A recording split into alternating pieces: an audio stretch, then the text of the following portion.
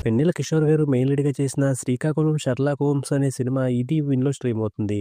ఈ సినిమా ఎలా ఉందో ఈ వీడియోలో తెలుసుకుందాం. ఈ లోపల వీడియోని లైక్ చేసి ఛానెల్‌ని సబ్స్క్రైబ్ చేసుకోకుండా చూస్తున్నట్టయితే సబ్స్క్రైబ్ కూడా చేసుకోండి. ఈ సినిమా అంతా చూసిన తర్వాత నాకేమనిపించిందంటే కొన్నిటికి ఓకే అనుకుంటే ఈ సినిమాని ఒకసారి చూసుకోవచ్చు అనిపించింది. ఈ సినిమాలో వెన్నెల కిషోర్ గారు ఉన్నారు. టైటిల్ ఏమో ఫన్నీగా ఉంది. అలాగే క్యాప్షన్‌లో చంటప్పయ్య గారి తాలూకా అని ఉంది. ఇవన్నీ చూసాక సినిమాలో కామెడీ ఉంటదని ఎక్స్‌పెక్ట్ చేశాను గానీ లేదు. అలా సినిమాలో కొన్ని చోట్ల కామెడీ చేయడానికి ట్రై చేయడం కూడా సినిమాకి మైనస్ అయిందని చెప్పొచ్చు. ఈ సినిమాలో స్టోరీ లైన్ అయితే బావుంది. దాన్ని కరెక్ట్‌గా చూపిస్తే మంచి ఇన్వెస్టిగేషన్ థ్రిల్లర్ అయ్యుండేది. కానీ ఈ సినిమాలో స్క్రీన్ ప్లే మాత్రం ఎక్కడ కూడా ఇంట్రెస్ట్‌నయితే క్రియేట్ చేయలేదు. ఈ సినిమాలో బీచ్ దగ్గర ఒక మర్డర్ జరుగుద్ది. దాంట్లో 7 ఇన్వాల్వ్‌మెంట్ ఉందని తెలుసుకొని హీరో వాళ్ళని ఇంటరాగేషన్ చేస్తా ఉంటాడు. ఇంతకీ ఆ మర్డర్ ఎవరు చేశారు? ఎందుకు చేశారు? దాని వెనకాల ఉన్న కథ ఏంటి అనేది సినిమా. ఈ సినిమా స్టార్ట్ అయిన తర్వాత వెన్నెల కిషోర్ గారు ఫస్ట్ క్యారెక్టర్‌ని ఇంటరాగేషన్ చేస్తున్నప్పుడు ఆమెను చెప్పే కథ పర్వాలేదన్నట్టుగా అనిపిస్తది. ఆ తర్వాత రెండో వ్యక్తిని ఇంటరాగేషన్ చేస్తున్నప్పుడు కూడా అదే కథని కొంచెం అటు ఇటుగా చెప్తాడు. ఇంక తర్వాత వచ్చే క్యారెక్టర్‌లు కూడా మళ్ళీ అదే కథని అటు ఇటుగా చెప్తూ ఉంటాయి. అలా రిపీటెడ్‌గా చూడడం అయితే కష్టంగా అనిపించింది. అలాగే మధ్యలో ఆడవాళ్ళు లవ్ చేసుకునే ట్రాక్ ఒకటి ఇరికిచ్చారు. అది అవసరం లేదనిపించింది.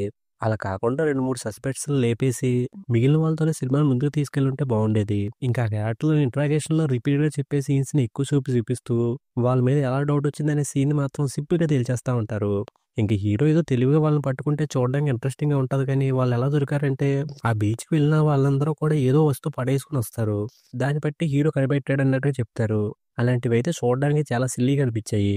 ఇంకిలా వెళ్తున్న సినిమా సెకండ్ హాఫ్‌లో ఒక ఐటెమ్ సాంగ్‌ని ఇరికించారు. అలా ఇరికించడం ఈ మధ్య ఎక్కడా చూడలేదు. ఇంక సినిమా లాస్ట్ అరగంటకొచ్చేసరికి అసలు ఏమైందనే విషయాన్ని కూర్చోబెట్టి క్లియర్‌గా చెప్తారు. అలా చెప్పే దాంట్లో అయితే చాలా రకాల ఎలిమెంట్స్ ఉంటాయి. అవన్నీ చూస్తున్నప్పుడైతేనండి కథనంతా ఇక్కడ పెట్టుకొని స్టార్టింగ్ నుంచి అలర్టెడ్ సీన్స్‌తో ఎందుకు టైమ్ పాస్ చేశారా అనిపిస్తది. ఈ సినిమాని ఇలా కాకుండా సీరియస్‌గా ఇన్వెస్టిగేషన్ స్టార్ట్ చేసినట్టు చూపించి, ఇన్వెస్టిగేషన్ ఇంట్రెస్టింగ్‌గా చూపిస్తూ అక్కడక్కడ కొన్ని విషయాలను రివీల్ చేసుకుంటూ, క్లైమాక్స్‌లో మెయిన్ విషయాన్ని రివీల్ చేసుంటే సినిమా బాగుండేది కదా అనిపించింది.